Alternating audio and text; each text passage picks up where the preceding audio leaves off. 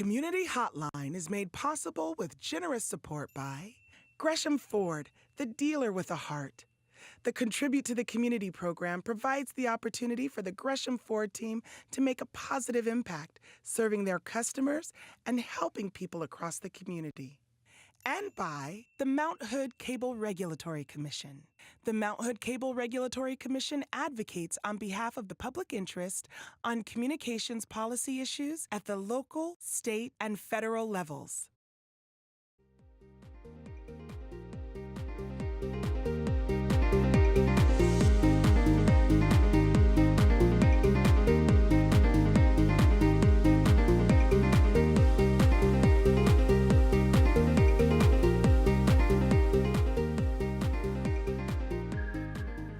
Hi, and welcome back to Community Hotline. I'm Monica Weitzel. We're in Gresham at MetroEast Community Media.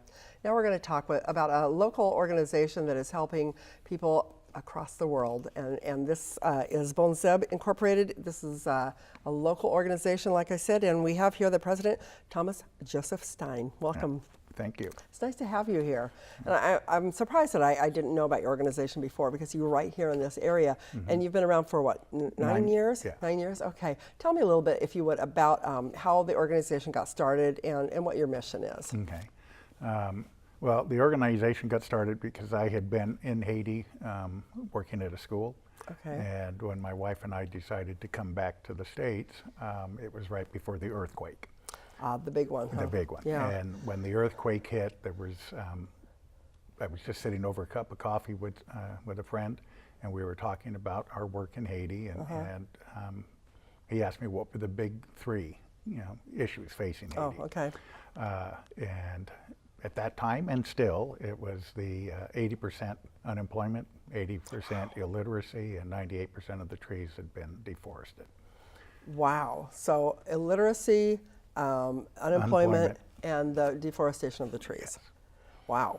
And over a few coffees over the next month or so, we talked about, well, what could we do to help with that? Yeah. And I said, well, I've been doing the education piece, and I said, well, if we could create jobs and deal with deforestation at the same time. And I remember back to another business that I had.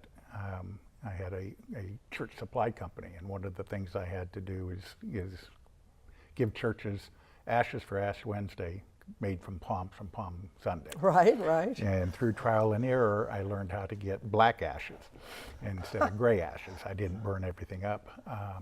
And so I had stumbled upon a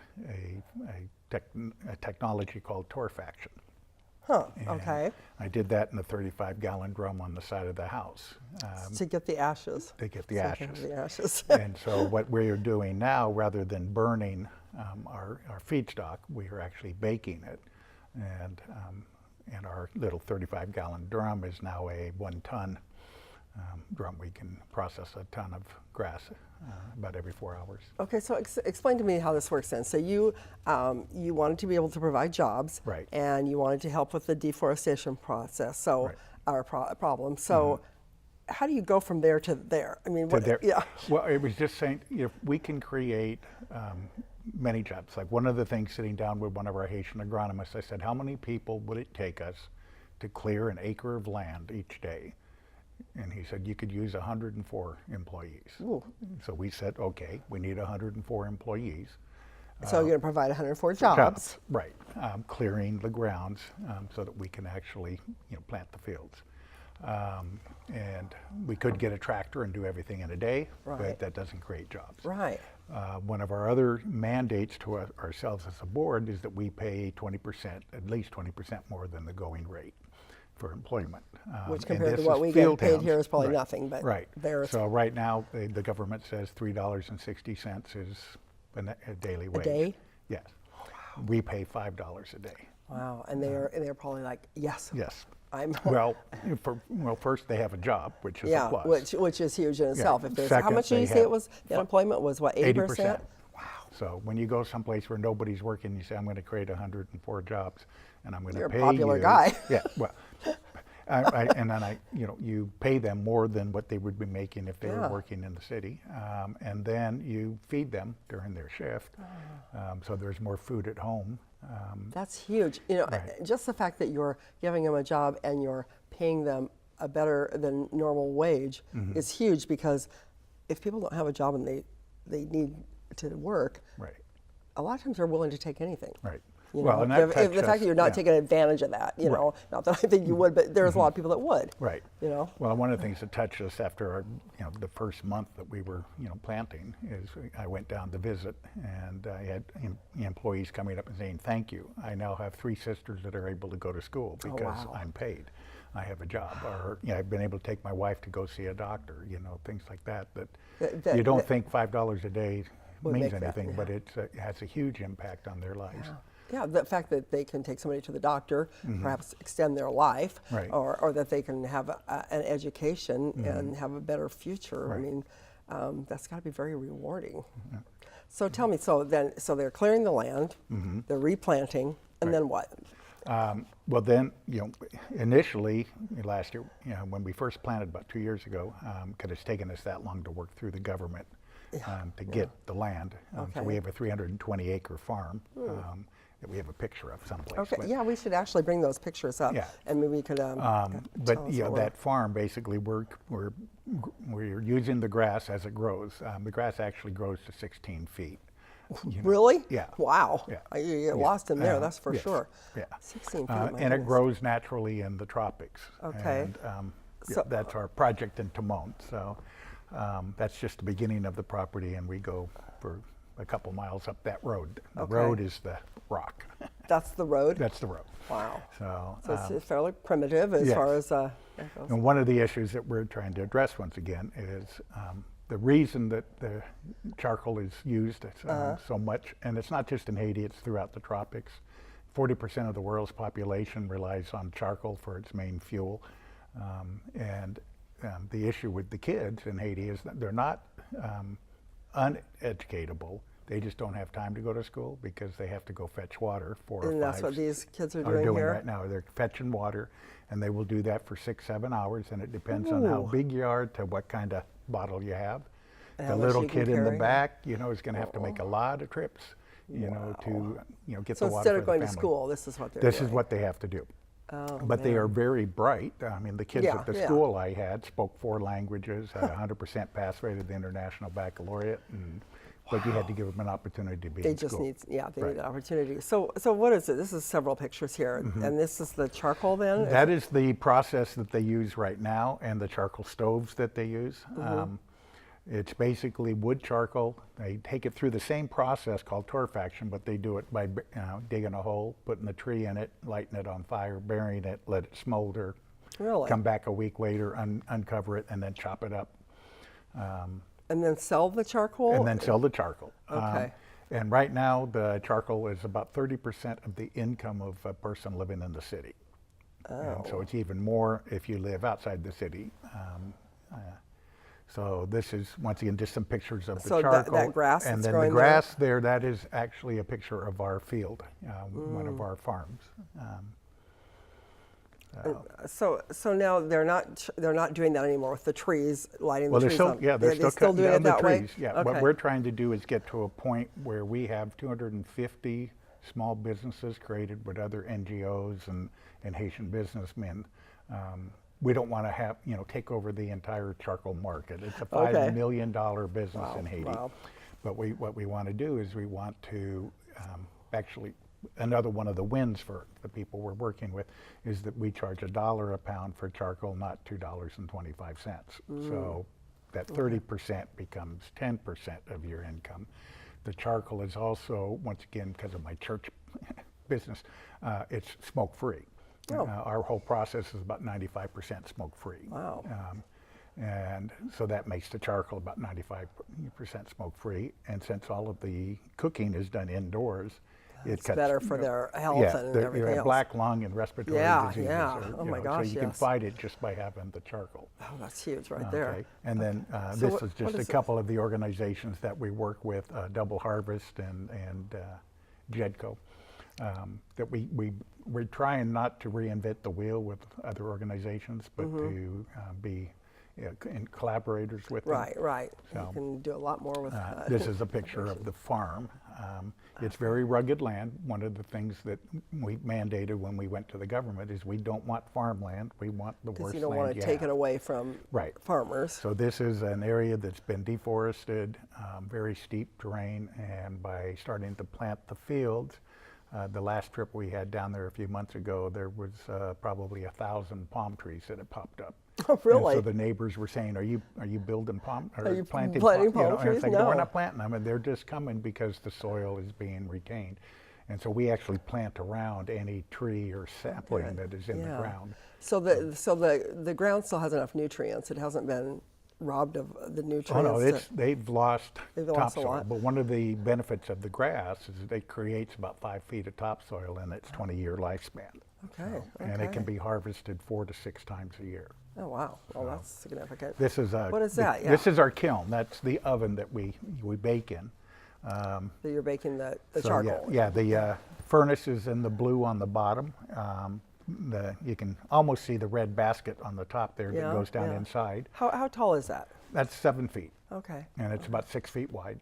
Okay. We could put quite a few of them in this room right here. Yeah, it's a big room. And if you lit them all up, it would get warm. I'm but sure it'd be very warm. It'd be like being in a room with a bunch of guys with cigars. Because, yeah, can we go back to that picture there? Let's see if we can get that one back. And because the people are illiterate, we've designed it, and I work with the University of Portland Shively School of Engineering to strip off, the technology and make it as easy as possible. Make it really simple. And so the process is real easy. I don't have to give somebody a 5-page or 10-page manual. It's like you light the fire in the bottom, you put in the red basket, you put the lid on.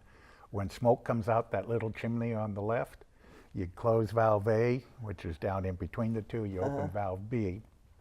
And then all the smoke is captured in the blue cap on the top, and it's cycled back through the cooling tower, and it's what runs, because smoke is a syngas. So it's basically a natural gas that you take some of the particles out of by putting it through the cooling, and then it runs the furnace. and it's not coming out into it's the not air coming as out well. into the air. So the only smoke that you get is when you first light it before you do that. And then it burns up all of the fuel, and when it goes out, the process is done. You give it a time to cool down a little bit, and then you hoist it all out. Wow. Put another can in and start the process over. Do it again. Yeah. So Okay, so this is the road on the left with this the is rocks. the road on the left, and our property actually begins in that ditch right there. And this was a man that we met when we first went up. He now works for us. Shack there, That's a home. That's He and his somebody's home, family okay. lived in it. So, and his entire income prior to going to work for us came from the cactus that are on the left there. The cattle in Haiti have learned how to get the moisture out of the leaves. So, and this was the highlight of it for us about 5 years ago when James is our agronomist. He was looking at the ground, and then he looks up a minute later and says, "Tom, this soil will work." Oh, Yeah, yay. and it was like, Thank goodness, huh? Yeah. Wow. And So we'll get to this in a minute, but how are you supported then? well, basically I by mean, grants, grants and gifts. Right now, donations. most of it is family gifts, okay. And we're in the process of looking for more grants. We're looking for volunteer grant writers, people that would donate, some of their expertise to us. I'm actually meeting with a couple this Sunday at our board meeting. So if people are, if there's somebody out there who is a grant writer, wants to donate some time to do that, you'd be open to talking to them too, because there's there's a lot of areas, because we're dealing with energy, we're dealing with the environment, we're dealing with education, we're dealing with because it's different foundations like to support different things. Different things. Right. Yeah, maybe we get that one last picture back up here again, because I didn't really get a chance to talk about that if they bring that up. And that's actually is a picture of the town. When we worked with the government, we met with the ministers of environment and energy and agriculture. And then we were told after about a 1.5-year process of meeting with all of the ministers, is that the only person that could give us land would be the mayor of the town. So we ended up in Timon. And how far is that from where your land is? It's 7 miles and 7 rivers and creeks. Oh, wow. So That you have to cross them? Yeah, no, you don't cross them. You go into them. Yeah, you ford them. Oh, you ford them. Okay. And so They're during not the that- rainy season, that becomes very problematic. Yeah, so no bridges or Right, anything. right. But this is, Main Street. Okay. Okay. About how many people live there, do you know? There's about 4,500. So Okay. a single kiln can handle this community. It can create enough charcoal that they don't have to cut down another tree. Wonderful. So thus we can keep the trees. The forestation problem is, Right. of course. Wow. So- This is really fascinating to me that you're able to solve so many problems with, With you a know. simple thing. Yeah. Yeah, this is the grass getting prepared to, because we keep promulgating more fields, and so this is the workers getting ready. They're cutting it into 2 feet sections, and then all to you have put to into do the is take kiln. that piece of wood and stick it in the ground, and it'll start growing. Really? Yeah. Wow. So those are all new starts, but it's just the old plant, and you cut that 16 foot down, and you can plant about Wow. 8 more plants. So, So- seems like, why weren't they doing that all along? Right. Yeah. Well, and it's like I said, it's a native plant. Uh-huh. It's native in all of the tropics, where most of the problems are in Yeah. with deforestation and things like that. It's the same issue in multiple countries. We've been asked to go to 7 countries in Africa that have seen what we're doing and saying we have the same problem. Will it work here? Have you been able to do that yet? Well, we haven't been able to, because our mission is to help the people of Haiti. Right, and right. then we're building, our goal is to have 9 kilns operating on the property. We're in the process of buying another piece of acreage to put the factory and training center in. Oh, nice. So that we'd be able to bring people. The University of Notre Dame of Haiti is interested in sending people to do internships in agriculture and environment with us, learn the process so they can take it to other parts of the island. So your goal here is to be able to train the people that live there already, Right. with some support as needed, but to do it themselves, so Right. that you won't be needed anymore. Right. Right. Right. And then you would be free to go to some other countries. This is- or, yeah. or are you also open to like working with other nonprofits that work in those other countries to teach them how to do it? Well, that's what we do. That's what you do? Okay. We don't want to, like I said, we don't want to control the market. We want Yeah, to yeah. enable as many people, my 6 steps of enablement. But we want to enable as many organizations to do this as possible. One of the other wins that we put, that we're mandated for is that dollar that we sell a pound of charcoal for, we put 50 cents away into an account, and at the end of each season, we go back to the people that bought the charcoal. So right now, our farm is in a community called Benico, or Bacantas, and the factory's going to be in Benico. They're on the road from Timon, so in that 7 miles, Okay, there's 2 little okay. communities. All of our employees that work on the farm come from where the farm is. All the people that work in the factory are the people that live in that area. So we're Perfect, not yeah. bringing people in Right, from right, else. right. And that was a question they asked. Are you going to bring people in from outside the zone? Let us do It's it. like, no, we're going to keep Yeah. everything's here. Makes You sense. made the money, you made the charcoal, Yeah. and so we go back to them and say, what do you need? Well, the first thing that they told us is, we have 7 rivers and creeks. We can't get down the hill during the rainy season. Can you put footbridges in? Put what in? Footbridge. Oh, footbridges. So Footbridges. we'll Okay. do footbridges. Our goal really has little to do with charcoal or anything else. It has to do with creating jobs. Right. Right. And so when I've shared that, and people, well, how are you going to do that? Well, I have to hire people to build bridges. I have to hire people to help build the road. I create more jobs You're every creating time more we jobs, look. yeah, Right, yeah. right. And so each time we look at another organization, right now we're talking to 2 in Haiti that are interested in doing the same thing. One runs an orphanage, and they said, well, can we support our orphanage by doing this? And we go, you can, but you can only keep 50% of what you make by selling charcoal. I like it. I like it. So you go and you talk to groups like you were talking earlier about the Kiwanis and Rotary and different groups about what you do. Yes. So if there are other groups around here, because I know a lot of the fraternal organizations and different clubs and such, they like to find projects to support. Right. You would be open to going and talking to people and explaining what it is you do, and because I think that's a great project for an organization to support, because just to know that you've made such a huge difference in the lives of people. I mean, it's just not just, it's jobs, and it's good for their environment, and it's, you know, and then the health of the community. I mean, it just is really, there's a real domino effect there with what you're doing. Yeah, that's got to feel really good. Yeah, and we look forward to having those opportunities. Yeah, so if people are interested, anybody happens to be listening, you know. And so you've got your website, and people can go to the website. We'll have the information up on the screen. You're also looking for grant writers, and then you talked about, or you mentioned to me about mission volunteers, mission trip volunteers. What does that involve? Well, we try to go down multiple times a year, and just kind of check and see how things are going, what people need, or whatever. Right. Yeah.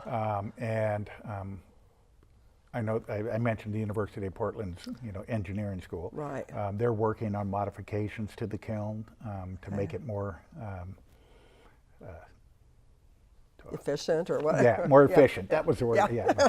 Fill in the blank. Had a senior moment. Yeah. But yeah, to make it more efficient, and so they've sent teams down. Concordia, where we have a couple scholarships for students. You know, they send teams down. Now, when you say scholarships for students, what is that? What do you? Well, we put together another program called HERE, Haitian Educational Aid and Resources. So we have 2 standing scholarships for graduate students at Concordia. So that we bring in from people, Haiti. People from Haiti are coming here to go to the university. Right. Wow. So like my operations manager down there has come up, and we'll be working on an MBA. You know, I have a young lady there right now working on her master's in education, and she's going to go back and build a school. So now, later this week, I'm going to be meeting with a dean there to talk about having another group of students help her with a business plan and coming up with a way to fund her school. That's great. And that's so, great. you know, like I said, I love to collaborate, and so and really that's the best way to get things done. I think is collaborating with, you know, you're collaborating with the schools, you're collaborating with, you know, other nonprofits. Right. And our mission trips are a little different because a lot of times people want to go down and do something, and we will let you do something, but our vision is to create jobs there.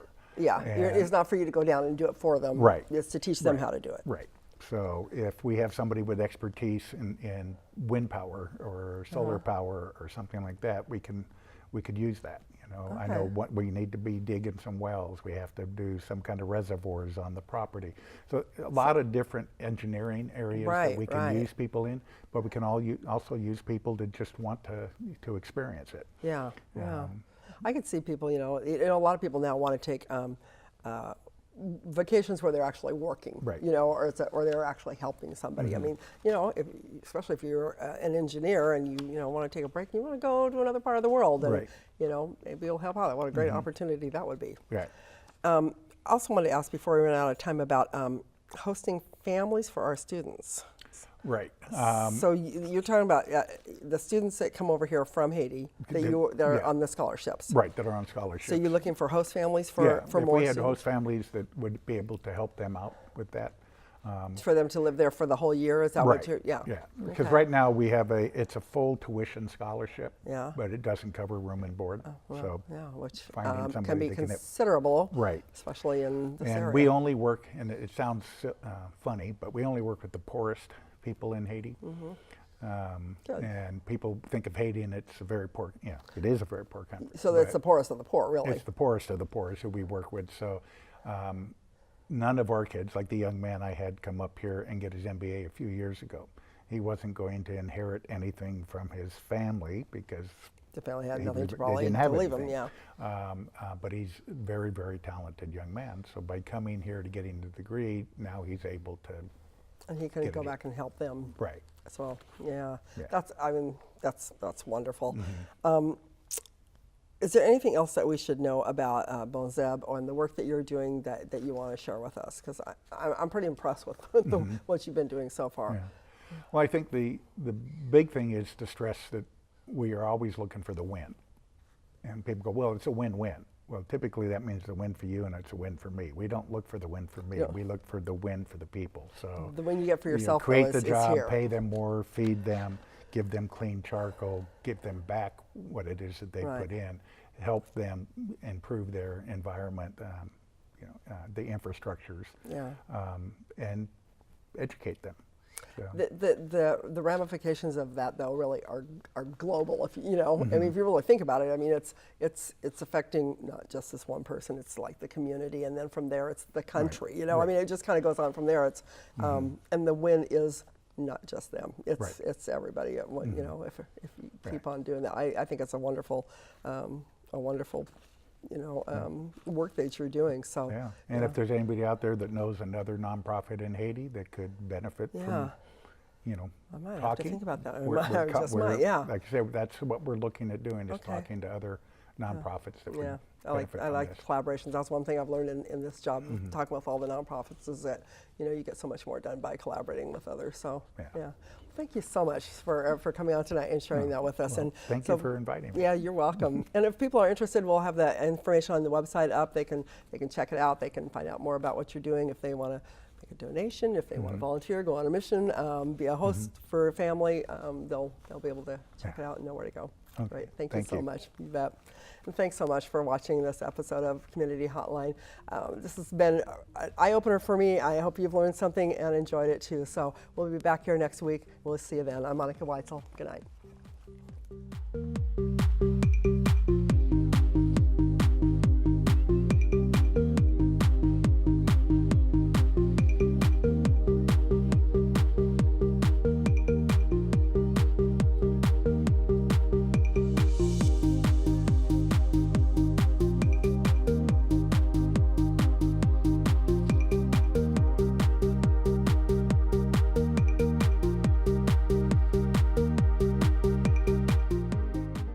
Community Hotline is made possible with generous support by Gresham Ford, the dealer with a heart.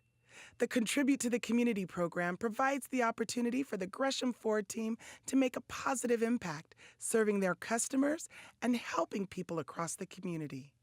And by the Mount Hood Cable Regulatory Commission. The Mount Hood Cable Regulatory Commission advocates on behalf of the public interest on communications policy issues at the local, state, and federal levels.